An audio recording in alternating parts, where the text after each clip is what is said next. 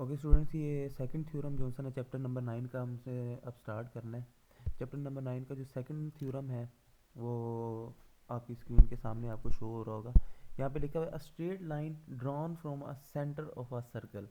वो कहता है कि जी सबसे पहली लाइन के लाइन में उसने क्या लिखा हुआ है कि a straight line drawn from a centre of a circle, यानी कि सेंटर ऑफ अ सर्कल से जो है ना एक स्ट्रेट लाइन ऐसे आपने ड्रॉ करनी है। ड्रॉ करने के बाद वो कहता है कि जी that to a circle that bisect a कोड। सब बच्चे, जिन बच्चों को जो है ना कोड के बारे में नहीं पता कि कोड ऑफ अ सर्कल क्या होता है, कोड ऑफ अ सर्कल की अगर हम बात करें कि अगर एक ऐसे सर्कल है और उसका ये एक सेंटर है, सेंटर बनाने के बाद कोड ऐसे भी बना सकते हैं, ये भी कोड कंसीडर होगा, ये भी कोड कंसीडर होगा। यानी कि कोड क्या होता है कि भाई सिर्फ जो है ना वो जो भी लाइन जो सर्कल को ऐसे कट कर रही होती है ये वाला भी कोड होता है, लेकिन इस कोड को हम बोलते हैं डायमीटर। तो वो कहता है कि डायमीटर उसने बात नहीं की, इस वजह से कोड बेशक यहाँ ड्रा कर लो बेशक यहाँ ड्रा कर लो, बात एक ही है। यानी कि बस सर्कल के ना एक पॉइंट को दूसरे पॉइंट के साथ ना वो मिला रहा हो, तो उसको हम कहते हैं ये कोड है। ठीक है जी। तो अब सबसे पहले जो है ना आपने सर्कल ड्रा करना है। तो क्योंकि अब आपके सामने जो है ना वो यहाँ पर लिखा हुआ है कि भाई ये कोड है, तो सर्कल ड्रा करने के बाद सबसे पहले आपने क्या बना देना, एक कोड बना देना है इस तरीके से। तो ये कोड ऑफ अ सर्कल हो गया। अब वो कह रहा है कि जी आपने सेंटर से, अब देखो यहाँ पे लिखा a straight line is drawn from a centre of a circle, यानी कि सेंटर ऑफ अ सर्कल से आपने बिल्कुल सीधी लाइन बनानी है जो कि कॉर्ड को बाइसेक्ट करे। बाइसेक्ट का मतलब होता है दो हिस्सों में कन्वर्ट करना। ठीक है। अब जैसे कि यहाँ पर एक ये और ये एक कोड हो गया ना। अब मैं कहता हूँ कि जी इसको दो हिस्सों में कन्वर्ट करना है, आपने कहना है कि सर जी इसका मिड पॉइंट ऑब्वियसली बात है इधर होगा। तो वो कह रहा है कि सेंटर से आपने एक लाइन ड्रॉ की, सेंटर से लाइन ड्रॉ करने के बाद आपने इसको दो हिस्सों में कन्वर्ट कर दिया, ये कोड को कन्वर्ट कर दिया हमने। उसके बाद कहता है अब देखो ब्रैकेट के अंदर उसने डायामीटर, जैसे कि मैंने आपको अभी बता दिया कि डायामीटर उसका नहीं है। अगर फॉर एग्जांपल हम ऐसे लाइन ड्रॉ कर लेते हैं वो डायामीटर कहलाएगा, तो डायामीटर नहीं आपने बनाना। बेशक यहाँ लाइन ड्रॉ कर लो बेशक यहाँ लाइन ड्रॉ कर लो, ये सारे के सारे कोड ही कंसीडर होते हैं। बस सेंटर से पास ना हो लाइन। और वो कह रहा है कि भाई ये वाली जो लाइन आपने ड्रॉ की है जो मैंने ग्रीन कलर से रिप्रेजेंट की है, ये जो है वो परपेंडिकुलर होना चाहिए कोड के। परपेंडिकुलर का मतलब ये है कि इनके दरमियान का जो एंगल है वो 90 डिग्री का होना चाहिए, तो परपेंडिकुलर इस लफ्ज़ को बोलते हैं। उसके बाद अब यहाँ पर इस थ्योरम के अंदर जो गिवन हमें चीज़ है वो यहाँ पर कहता है कि भी M is a midpoint of any कोड। यानी कि ये जो यानी कि जो कोड जो इसको कट कर रहा है ये वाला जो पॉइंट है ना, उसको हमने क्या कंसिडर कर लेना है, एम कंसिडर कर लेना है इस पॉइंट को, जो कि मैंने यहाँ से अभी आपको ब्लैक से रिप्रेजेंट किया है। उसके बाद आगे नेक्स्ट लिखता है of a circle with a centre O. यानी कि ये वाली चीज़ तो तकरीबन आप इजीली लिख सकते हैं कि भाई एक किसी भी सर्कल का मतलब कि जो सेंटर होता है उसको हम ओ बोलते हैं। और उसके अलावा दूसरी बात कहता है कि भाई जैसे कि आपको यहाँ पर कंडीशन वो उसके अंदर कंडीशन दी हुई थी थ्योरम की स्टेटमेंट के अंदर कि भाई जो कोड है वो डायामीटर नहीं होना चाहिए सर्कल का। तो इस वजह से इसको गिवन, ये चीज़ गिवन थी हमें। तो वेयर कोड A B is not a diameter of circle, वो सर्कल का डायामीटर नहीं है, वो आपने चीज़ गिवन के अंदर लिख देनी है। यानी कि गिवन में तकरीबन वो चीज़ ही लिखते हैं जो कि थ्योरम की स्टेटमेंट होती है। ठीक है जी। अब आपने प्रूव क्या करना है। अब प्रूव ज़्यादातर तकरीबन यूजुअली ज़्यादातर जो मतलब कि थ्योरम की जो स्टेटमेंट्स होती हैं, जो आखिरी लाइन होती है ना, जो आखिरी लफ्ज़ होते हैं थ्योरम की स्टेटमेंट के, वो चीज़ आपने प्रूव करनी होती है।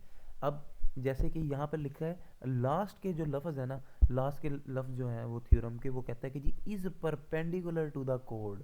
यानी कि जो लाइन आपने ड्रॉ की है वो कोड के क्या है, परपेंडिकुलर है। तो देखो प्रूफ में क्या लिखा है, O M is perpendicular to कोड ए बी। तो मतलब कि जो कोड ए बी है, अब मैंने कोड जो ए बी पॉइंट्स नहीं बनाए हुए, तो मैं यहाँ पे ए पॉइंट, ये एक पॉइंट है कोड का, और ये वाला जो दूसरा पॉइंट है वो बी पॉइंट है। वो कहता है कि जी A B is perpendicular to O M होना चाहिए, ये प्रूव करना है। तो प्रूव करने के लिए जो है ना, प्रूव मैंने आपको क्या बताया कि भाई थ्योरम की जो आखिरी स्टेटमेंट्स होती हैं वो चीज़ प्रूव करने के लिए इस्तेमाल होती है। अब आगे कंस्ट्रक्शन।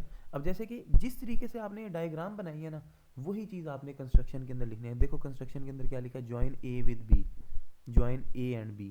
तो ए और बी को आपने ज्वाइन कर देना है, सिंपल।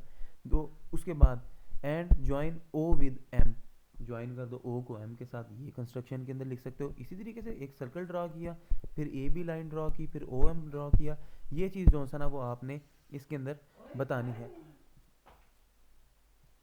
उसके बाद नेक्स्ट लिखता है कि भाई आगे right angle 1 and angle 2 as shown in figure, यानी कि फिर आपने एंगल 1 और एंगल 2, जाहिर बात है कि भाई जैसे कि ये वाली लाइन जो है ना परपेंडिकुलर ड्रा हुई हुई है, तो आपने कहना कि ये ओ से लेके ओ एम ए एम ओ, ये वाला जो एंगल है उसको हमने एंगल नंबर 1 कह दिया, जैसे कि इस स्टेटमेंट के अंदर आपको नज़र आ रहा है 1। और ये वाला जो एंगल होगा, मतलब कि ये जो दूसरी साइड का जो एंगल होगा, उस एंगल को जो मैं ब्लू कलर से रिप्रेजेंट कर रहा हूँ, उस एंगल को आपने 2 से रिप्रेजेंट कर देना है। 2 से रिप्रेजेंट करने के बाद ये चीज़ आपने जो है ना कंस्ट्रक्शन के अंदर लिख लेनी है। फिर इस चीज़ को प्रूव करने के लिए ना फिर आपने कहना है कि भाई ओ से लेके ए तक, ओ से लेके बी तक। अब चूंकि सब बच्चों को पता होगा कि भाई जो सर्कल होता है ना, सर्कल के सेंटर से लेके, अब सर्कल का सेंटर जो है वो ओ है, सर्कल के सेंटर से लेकर उसके सरकमफेरेंस तक का डिस्टेंस, अब यानी कि ओ ए रेडियस है, ओ बी वो भी रेडियस है, यानी कि ओ ए और ओ बी तो क्या होंगे, सेम होंगे। उसके बाद अब इसकी स्टेटमेंट की तरफ आ जाते हैं। अब स्टेटमेंट में सबसे पहली बात ही क्या लिखी हुई है, अब इसकी स्टेटमेंट के अंदर ये वाला जो लिखा हुआ है ना, ये वाला, इसको हम पढ़ते हैं triangle O A M. Triangle O A M का मतलब क्या है कि ये ओ ए एम, ठीक है, ओ ए एम ट्राइंगल, यानी कि अब मैं इसको ना येलो कलर से रिप्रेजेंट कर रहा हूँ, ओ ए एम, ये वाला एक ट्राइंगल बन गया। अब पहले इस ट्राइंगल ओ ए एम को किसके इक्वल प्रूव कर रहे हैं, ओ बी एम के इक्वल, यानी कि ये वाला अगर हम बात करें ओ बी एम, यानी कि एक ये ट्राइंगल बन रहा है, दो ट्राइंगल बन रहे हैं इसके अंदर। इन दो ट्राइंगल्स को अब आपने प्रूव करना है कि ये दोनों ट्राइंगल ना सेम है। अब जैसे कि थ्योरम के स्टार्ट में ही मैंने आपको बता दिया, ओ ए ओ बी के इक्वल क्यों है, क्योंकि रेडियस है सर्कल का। तो यहाँ पर आपने स्टेटमेंट लिखी ओ ए ओ बी के इक्वल है, क्यों इक्वल है, रीज़न क्या है, रेडियस ऑफ अ सर्कल है, जाहिर बात है। अब वो कहता है ए एम बी एम के इक्वल है, यानी कि ये वाला जो ए से लेके एम तक का डिस्टेंस और बी से लेके एम तक का डिस्टेंस, ये सेम क्यों है, ये सेम होने की वजह क्या है, ये सेम होने की वजह यहाँ पर लिखे हुए ये चीज़ हमें गिवन थी। अब गिवन क्या था हमें कि भाई m जो है वो मिड पॉइंट है। मिड पॉइंट का मतलब है, अब फॉर एग्जांपल अगर मैं एक ऐसे लाइन ड्रॉ करूँ तो मैं कहता हूँ कि इसका मिड पॉइंट जो है ना इस लाइन का ये है, तो मैं कहता हूँ कि भाई यहाँ से लेके यहाँ तक का डिस्टेंस और यहाँ से लेके यहाँ तक का डिस्टेंस क्या होगा, सेम होगा। यही बात हमें गिवन थी, जो बात हमें गिवन थी वो हमने यहाँ पर गिवन की रीज़न के अंदर लिख दी। फिर उसके बाद हम कहते हैं कि जी ट्रायंगल की ओ एम साइड, अब दो ट्रायंगल है ना, उन दोनों साइड दोनों ट्रायंगल की एक साइड तो सिमिलर है, वो है ओ एम। तो ओ एम के बराबर होगा, तो मतलब कि ये तो एक कॉमन सी चीज़ है। तो हम यहाँ पर लिखते हैं ओ एम के बराबर है, तो हम यहाँ पर कहेंगे ओ एम, ये कॉमन है। उसके बाद फिर आपने नेक्स्ट स्टेटमेंट के अंदर लिखना है कि भाई इस ट्रायंगल यानी कि ट्रायंगल ओ ए एम, इसको मैं किसी और कलर से रिप्रेजेंट कर देता हूँ, यानी कि ट्राइंगल ओ ए एम ये वाला ट्राइंगल और ट्राइंगल ओ बी एम, यानी कि ये दोनों इक्वल हो गए। कैसे इक्वल हुए कि ओ ए ओ बी के इक्वल ये रेडियस हो गया, ए एम बी एम के इक्वल ये गिवन था, और ओ एम के इक्वल है, ये कॉमन चीज़ है। तो यानी कि दो दो ट्राइंगल्स के अंदर एक कॉमन साइड आ गई। तो इस चीज़ को हमने प्रूव कर दिया कि तीनों जो साइड्स है ना ट्राइंगल की वो क्या है, सेम है। तो सेम होने की वजह से हमने यहाँ पर कहा कि भाई triangle O A M O B M के बराबर हो गया। ये क्या है, S S S is equal to S S, मतलब कि तीनों side side side side triangle की तीनों साइड दूसरे ट्राइंगल की साइड साइड साइड के बराबर है।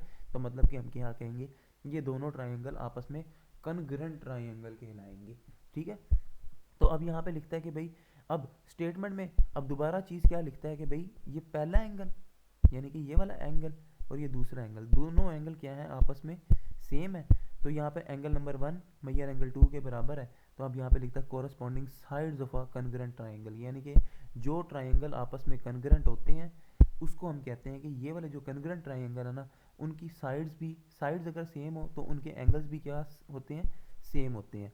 फिर वो कहता है कि भाई अब ज़ाहिरी बात है, मैंने अब जैसे कि आपको यहाँ पर बता दिया था कि जो एंगल नंबर 1 है इसका एंगल क्या बन रहा है 90 डिग्री का, और जो दूसरा एंगल है उसका भी एंगल क्या बन रहा है 90 डिग्री।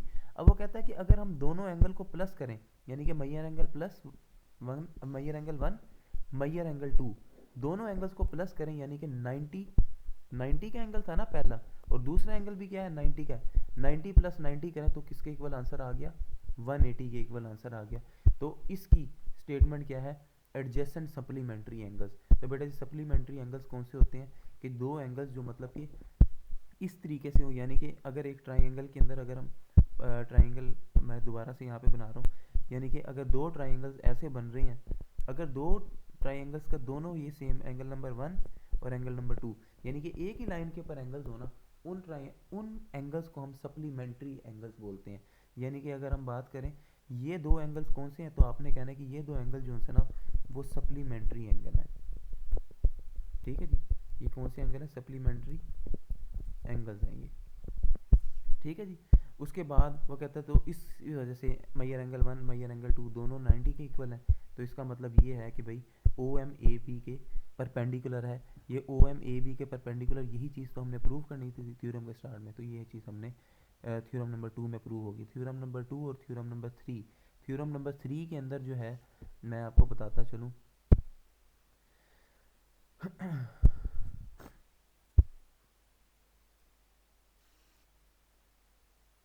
तो थ्योरम नंबर 3 में एक्चुअली क्या स्टेटमेंट है, थ्योरम नंबर 3 में ना आपने जो चीज़ यहाँ पर प्रूव करने के लिए दी हुई है ना, थ्योरम नंबर 3 में वो चीज़ गिवन होगी, और जो चीज़ थ्योरम नंबर 2 में गिवन है वो थ्योरम 3 में आपने प्रूव करनी है। तो थ्योरम 3 बिल्कुल तकरीबन सेम इसका कन्वर्स है। तो थ्योरम 3 आप लोग खुद याद करेंगे।